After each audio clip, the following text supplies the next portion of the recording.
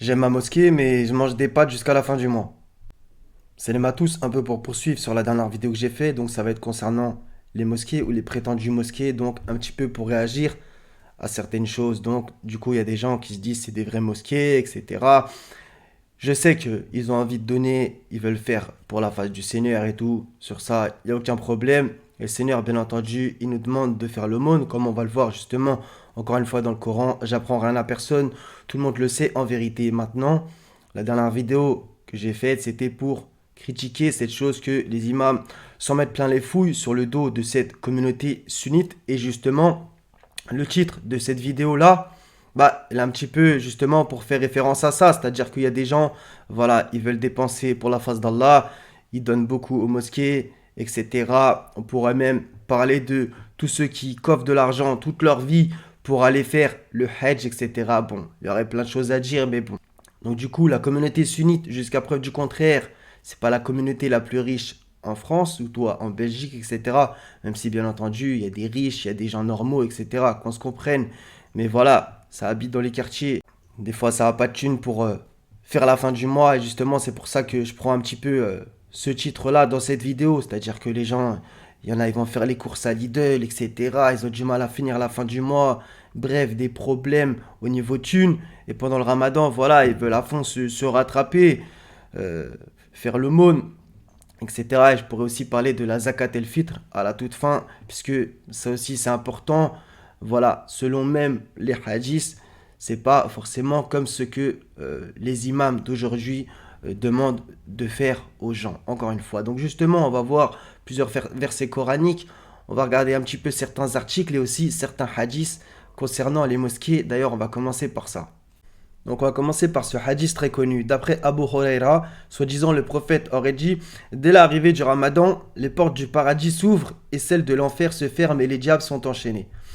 Honnêtement, est-ce que c'est ce que vous voyez dans la réalité?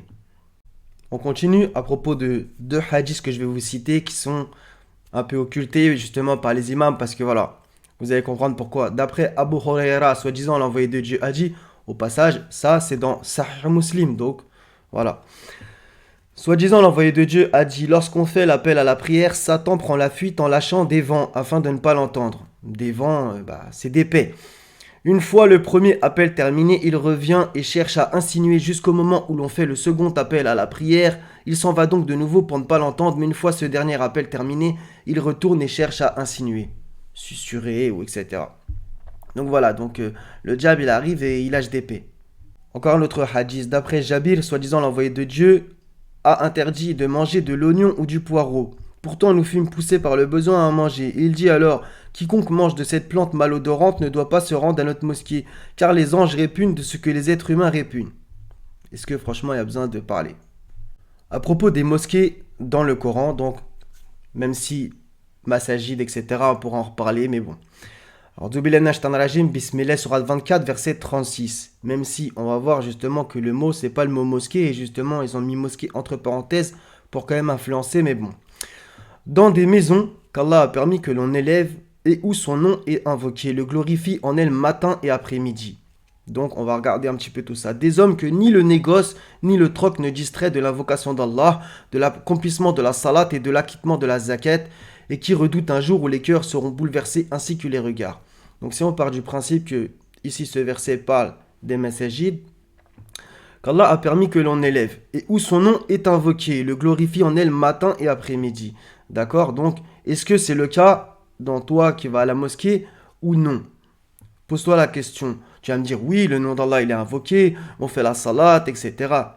C'est vrai dans un sens. Maintenant, pendant les prêches, parce que quand même les prêches c'est important, est-ce que le nom d'Allah il est beaucoup invoqué? Tu vas me dire oui, ça dit Inch'Allah, ça dit Masha'Allah, ça dit des versets, etc. Oui, ça en dit un ou deux par-ci par-là. Mais en vérité, si tu es honnête, tu sais très bien que c'est hadith par-ci, hadith par-là, tout le temps. C'est ça un petit peu. Donc justement, on va un petit peu après regarder d'autres versets. Des hommes que ni le négoce, ni le troc ne distraient de l'invocation d'Allah. Revenir sur 62 au passage. Justement, du coup, ça peut faire référence. Donc, ils arrivent avec leur petit truc et disent: Fils Abilillah, faites un don pour la mosquée. Des hommes que ni le négoce ni le troc ne distraient de l'invocation d'Allah. Donc, il faut quand même se poser des questions. Donc est-ce que c'est un lieu où tu dois demander de l'argent? Justement, on va voir que c'est un petit peu aussi pour ça que, voilà, les gens ils vont dans la rue, dans les marchés, ils mettent des boîtes dans les boucheries, dans les boulangeries, etc. Dans les quartiers populaires, on va dire. Tu vas pas faire ça dans le 16e. Donc, du coup, tout ça, ça joue. On va regarder d'autres versets. Sourate 72, verset 18. Les mosquées sont consacrées à Allah. N'invoquez donc personne avec Allah. Donc, le mot n'invoquer, donc invoquer. Est-ce que les gens, ils invoquent des gens en dehors d'Allah? Je laisse à chacun le soin de réfléchir. On pourrait parler de la façon de prier, etc. La salat ibrahimiya, le tashahoud, etc., etc.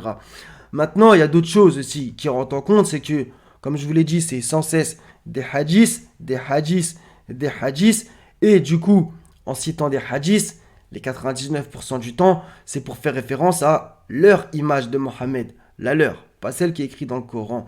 Et donc, du coup, la plupart du temps, c'est Mohammed qui est mis en avant, leur vision de Mohammed, je me répète, et les autres envoyés sont oubliés ou même pas connus du tout par les gens. C'est ça le gros problème. Les gens citent des hadiths, pensent que c'est le Coran. Les gens, des fois, sur les prophètes, ils vont dire ceci, alors qu'en vérité, c'est écrit nulle part dans le Coran, etc., etc.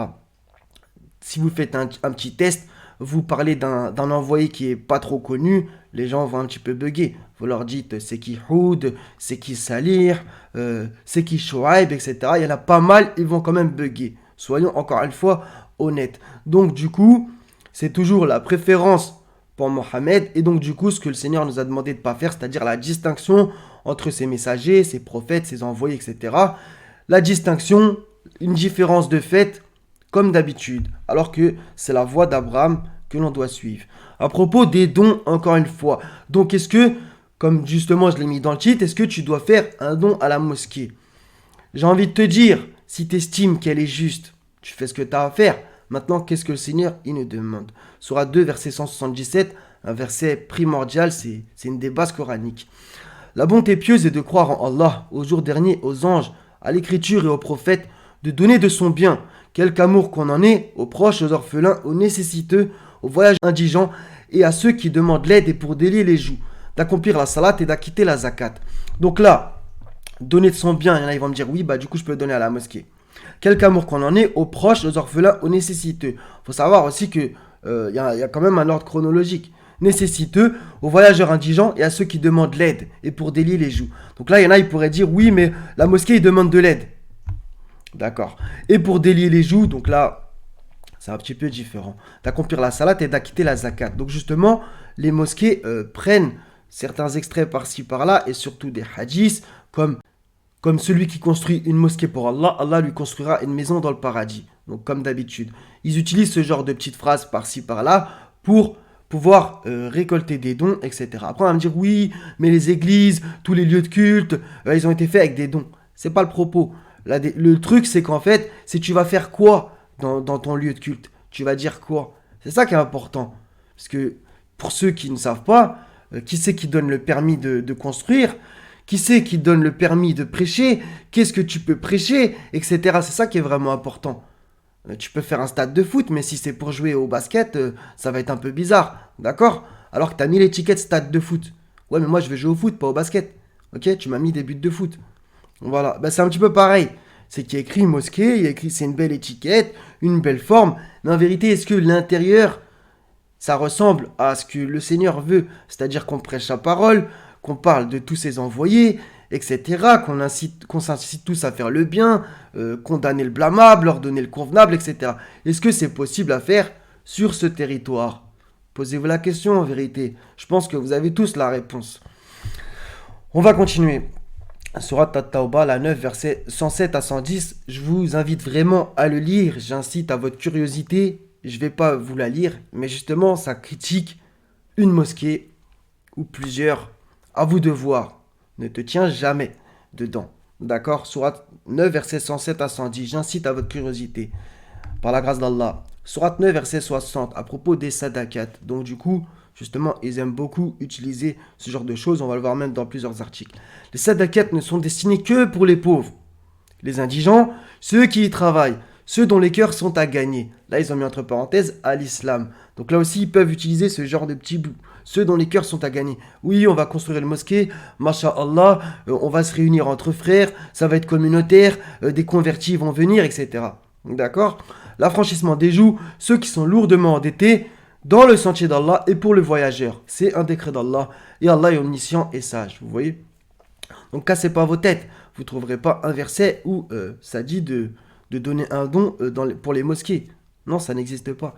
Et tous les envoyés disaient, mon salaire appartient au Seigneur des mondes. Je ne vous demande pour cela aucun salaire. D'accord? Encore une fois, c'est le Seigneur qui nourrit. Ok? Donc, je pense avoir un petit peu parlé de tout ça, même si encore une fois, il y aurait plein de choses à dire, mais je ne vais pas faire une vidéo trop longue. Donc, à propos d'une question, donc là, on est sur le site Ain Shari, donc bien sûr, c'est pas tous les sunnites qui pensent ça, loin de là, c'est une voix dans le sunnisme. Il y en a, ils vont dire oui, c'est du wahhabisme, c'est du salafisme, c'est encore un petit peu un autre sujet, mais quoi qu'il arrive, ces gens utilisent Coran et Sunna comme la majorité des musulmans. Mettre des boîtes de dons dans les mosquées. Donc, c'est ça la question. Quel est le jugement sur le fait de mettre des boîtes dans les mosquées? Réponse du shir. Qui a mis cette boîte dans la mosquée et quel est l'objectif de mettre cette boîte? Est-ce que cette boîte est placée tout le temps dans la mosquée ou bien le jour du vendredi ou à quel moment? Donc justement, des fois, tu peux la trouver, mais des fois, il feinte un petit peu, il se déplace avec dans les rangs, etc. Je pense que vous avez tous vécu cette scène, il se déplace avec, et on va pas se mentir, si tu t'en rappelles bien, voilà. Il y en a qui mettent, si toi tu mets pas, tu te sens honteux. Tu vois, ça aussi, c'est vachement psychologique. Il y a un truc qui se passe. C'est-à-dire que toi, tu es là, tu te dis, ah, je suis un crevard ou quoi. Et du coup, il y en a, ils mettent. Est-ce que c'est par ostentation? Est-ce que c'est vraiment par le cœur? Encore une fois, c'est le Seigneur qui juge. Mais il se passe un truc en vérité. Je voulais en parler. Le questionnaire dit tout le temps, ceci est la méthodologie des Hizbiyin et non la voix des gens de la Sunna. D'accord? Et, entre parenthèses, la mendicité est interdite sauf en cas de nécessité. La mendicité est à la base interdite. Donc lui, il considère ça carrément comme de la mendicité. Et celui qui est toujours en train de mendier viendra le jour de la résurrection sans un morceau de chair au visage, vous avez compris. Bon, ça, c'est leur façon de parler hadithique. Cette manière d'agir est la méthode des Hizbiyin, que celui qui veut faire un don à la mosquée s'emboîte, qu'il le fasse quant à mendier à leur nom. D'accord? Donc ça, c'est l'avis d'une personne, qu'on se comprenne, mais je pense que c'était intéressant. Sur le site Trouve ta mosquée, le fameux avec la météo des mosquées. On a l'habitude de dire que l'argent est le nerf de la guerre. En effet, il est impossible de construire une mosquée ou un projet sans en avoir les moyens financiers. Ça, c'est évident. Je voudrais revenir là-dessus. Ça, c'est évident qu'on se comprenne. N'importe quoi. Voilà. L'argent, comme elle a dit, c'est le nerf de la guerre. J'ai envie de dire, hélas, cette chose qui nous divise, qui fait qu'on s'entretue, qu'il y a justement énormément de pauvreté, des gens ultra riches, des gens ultra pauvres. Bref, une scission dans la société et des guerres. Bref, beaucoup de mal par le biais de l'argent. Et au final, c'est vrai que pour construire un lieu, pour faire pas mal de choses, tu as besoin de thunes, qu'on se comprenne. Maintenant, encore une fois, je reviens là-dessus. Qu'est-ce que tu vas faire de ce lieu? Ok? Qu'est-ce que tu vas faire? Est-ce que c'est pour l'orner? Est-ce que c'est pour que les gens aient un espèce de lieu de retrouvailles? Est-ce que c'est réellement pour parler du Seigneur, j'ai envie de dire kiffer, que ta foi elle augmente, etc. Et là il va me dire oui, moi quand je vais à la mosquée en France, ma foi elle augmente. Je veux bien l'entendre, je veux bien l'entendre. Maintenant, est-ce que si tu es honnête, tu vas me dire que on parle tout le temps du Coran, on parle de tous les envoyés de Dieu, on parle que de la parole de Dieu, etc. C'est très bien que non, d'accord. Mais je vais passer sur d'autres choses, sur le fait que, voilà, dans les hadiths, celui qui rate le Jumu'ah 3 fois, voilà, etc. Bref, c'est grave, etc. Donc du coup, c'est presque, il te force, il t'oblige, c'est une obligation à aller à la mosquée ou la prétendue mosquée. Et du coup, comme ça, on tient la population, on tient la communauté. Les gens, ils se disent, ah, j'ai peur, nanana. Encore une fois, ça c'est du contrôle mental, MK Ultra, de l'aliénation. Et au final, les gens, ils se sentent obligés. Peut-être même, il y en a, ils y vont à reculons, en vérité. Je suis pas dans le cœur des gens, qu'on se comprenne. Il y en a, ils y vont peut-être par habitude. Il y en a, c'est cultuel. Il y en a, c'est culturel. D'accord? Il y en a, c'est traditionnel. Bref, il y a plein de cas. Et c'est le Seigneur qui connaît, encore une fois, tout et tout le monde, qu'on se comprenne. C'est très bien qu'il y a des gens sincères dans toutes les communautés, dans toutes les ummas, dans tous les groupes. C'est le Seigneur qui les connaît parfaitement. Et j'invite tout le monde à lire Sourate 2, verset 113, etc. Le Seigneur, il sauve qui il veut, il aime qui il veut. Nous, on se tait, c'est lui qui décide. Maintenant, moi, je parle de la doctrine et de ce qui en découle, que les choses soient bien claires. J'ai fait une grosse parenthèse. À la création de Trouve ta mosquée, nous étions pessimistes sur la facilité de collecter les fonds nécessaires à la réalisation d'un projet, principalement en raison des ressources limitées de chacun. Ça, c'est vrai, justement. Quelqu'un qui gagne le SMIC, euh, lui, quand il donne 50 balles à la mosquée, c'est pas rien, d'accord? Donc, il est là le problème aussi. C'est que, encore une fois, construire de la pierre, construire de la pierre, construire de la pierre, d'accord? Mais à quoi ça va mener les gens? Néanmoins, notre expérience du terrain nous a heureusement donné tort et démontré qu'incroyable est la générosité des musulmans lorsqu'il s'agit de construire une nouvelle mosquée. Ça, il a totalement raison. Comme il a dit, elle est incroyable la générosité. Et justement, il joue là-dessus. Et c'est sur ça que je critiquais dans la dernière vidéo. Il joue sur cette générosité. C'est vrai, ça on peut pas l'enlever à la communauté sunnite que voilà, elle est généreuse sur pas mal de points. Il y a des crevards, qu'on se comprenne, mais il y a des gens, ils ont le cœur sur la main. D'accord? Et ça, justement, bah, c'est coranique. C'est comme ce que le Seigneur il nous demande de faire, de donner, etc. Maintenant, justement, le Seigneur, on va voir ce qu'il nous dit à propos des dons. Trop ou pas assez, etc. Prendre la voie du juste milieu, on va aller voir ces versets après. Pour obtenir ces dons, il ne faut plus compter sur les méthodes traditionnelles qui apparaissent désormais dépassées. Dans le top 3 des méthodes classiques de collecte les plus fréquemment utilisées par les mosquées, on retrouve la tournée des mosquées. Le principe consiste à visiter une autre mosquée et solliciter la générosité des fidèles. D'accord? La collecte de fonds dans les marchés. Alors ça, c'est classique. On s'installe à l'entrée d'un marché avec sa pancarte, sa boîte, et voilà. C'est vrai. Et justement, c'est vrai que des fois, il y a une espèce de concurrence dans les marchés entre des nécessiteux qui vraiment, ils font la manche par terre, ils tendent la main, et des gens qui arrivent et eux ils ont une pancarte. Fils Abilillah, faites un don pour la mosquée de tel et tel endroit. C'est vrai. Voilà. Ça, je voulais le dire aussi. C'est la tirelire chez le marchand. Donc, comme je vous l'ai dit tout à l'heure, au boucher, à la boulangerie, etc. Des fois, dans certaines villes, ça fait 30 ans que ça récolte de la thune. Ces méthodes ont fait preuve à une époque, mais elles doivent désormais être remplacées, optimisées pour être plus performantes, etc. La visite d'une mosquée vous permet de récolter 2000 œufs, sachant que si elle est réfléchie et bien organisée, vous pouvez espérer multiplier ce chiffre par 2 et pourquoi pas par 4 si ce n'est pas plus, etc. La visite du marché ne doit plus se faire avec une boîte et en bois et une pancarte, il faut désormais penser street marketing et mettre en place une équipe formée et avertie. La ilaha illallah. Donc on va réciter un autre hadith donc, que vous connaissez sûrement. Serrez vos rangs et rapprochez-les et mettez-vous vos épaules contre épaules. Au nom de celui qui tient mon âme en sa main, je vois Satan entrer dans la brèche qui coupe une rangée comme une brebis, d'accord? Donc justement, voilà ce qui se passe avec le Coco 1.9, voilà. Les rangs sont séparés, bref. Donc du coup, ceux qui connaissent les mosquées, il y en a même, ils décident de plus y aller. Faut faire ça, faut pas ramener le Coran en papier. C'est bon, ça fait mal à la tête aux gens. Même, il y en a qui, pourtant, ils aimaient les mosquées. Voilà, faut être séparé, etc. D'accord? On va terminer par la Zakat el-Fitr. Donc, en 2022, pour Zakat el-Fitr, et si nous nous basons sur la mosquée de Paris, super exemple, avec son minaret de 33 mètres de haut, comprendra celui qui pourra. Il faut payer pour chaque membre de sa famille 7 euros. Pour une famille de 5 membres, le montant de Zakat el-Fitr 2022 sera de 35 balles. D'accord? Donc justement, au passage, l'école traditionnelle exige que Zakat el-Fitr soit donné en nature comme au temps du prophète, soi-disant dans les hadiths du coup, soit 2040 grammes de blé, 2000 grammes de semoule ou 1400 grammes de farine, ce que je vous ai dit dans la dernière vidéo justement. Donc là, on va voir qu'ils vont utiliser un verset coranique à propos de qu'est-ce que la zakat el-fitr, la zakat spéciale du ramadan. Bah, vu qu'il n'y a pas un verset qui en parle, ils utilisent un autre verset. Ô les croyants, dépensez des meilleures choses que vous avez gagnées et des récoltes que nous avons fait sortir de la terre pour vous. Et ne vous tournez pas vers ce qui est vil pour en faire dépense. Donc ça, bien entendu, le Seigneur, il n'a jamais dit que ça parle de la zakat el-fitr, qui est une invention hadithique, qu'on se comprenne. Mais bien sûr, il faut dépenser les meilleures choses qu'on a gagnées. Il ne faut pas être avare par rapport à ce que le Seigneur nous a donné, etc. Ça, c'est... Mais tout le monde le sait, en vérité, d'être généreux, voilà, tout le monde le sait. Même des gens qui sont même pas croyants, ils sont généreux et ils aiment être généreux, ils aiment faire des cadeaux, offrir, bref, d'accord, ça, c'est humain, en vérité, si tu as un cœur normal, dans un sens, ok? On va regarder les derniers versets à propos de ce que je vous ai dit par rapport à l'aumône, les dons, etc. On va se lire deux derniers passages, donc Sourate 25, verset 67, qui, lorsqu'ils dépensent, ne sont ni prodigues ni avares, mais se tiennent au juste milieu. D'accord? Donc justement, c'est un petit peu pour ça que j'ai pris ce titre de cette vidéo. Voilà, ça me fait de la peine en vérité, ça m'attriste que des gens, voilà, ils donnent à des gens qui, à mon humble avis, ne méritent pas, etc. Alors qu'il y a vraiment des gens encore plus dans la misère que si toi, tu es déjà dans la misère et que tu m'écoutes. Il y a toujours pire que nous en vérité, tout le monde le sait.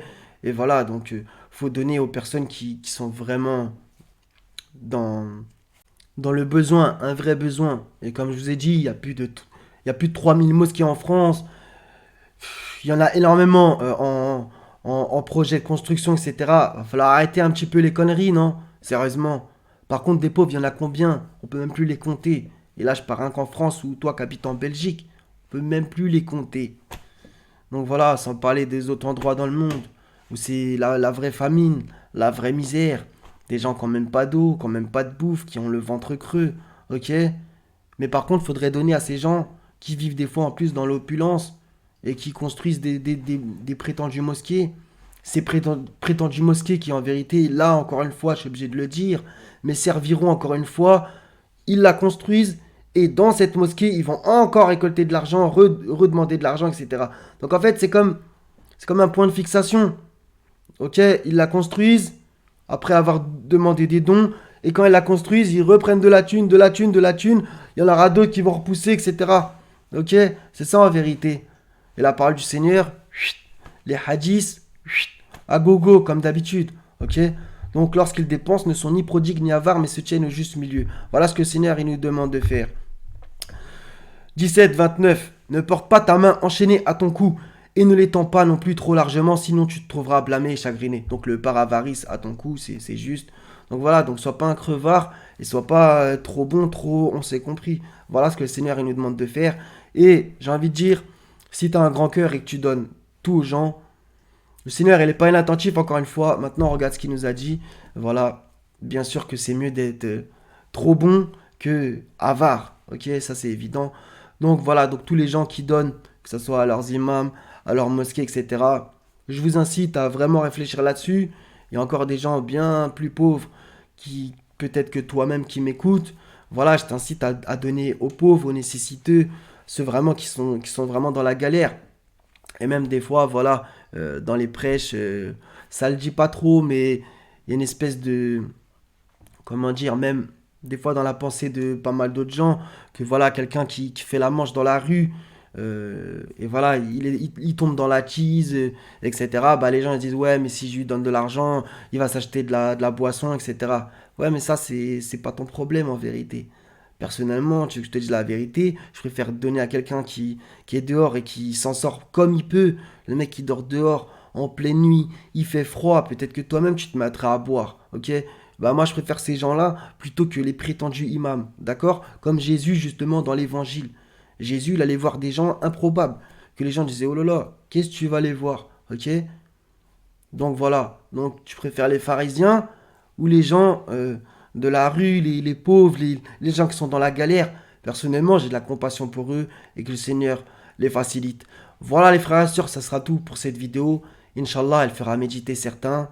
Soyez tous bénis et en paix. À la prochaine, Inch'Allah. Salam.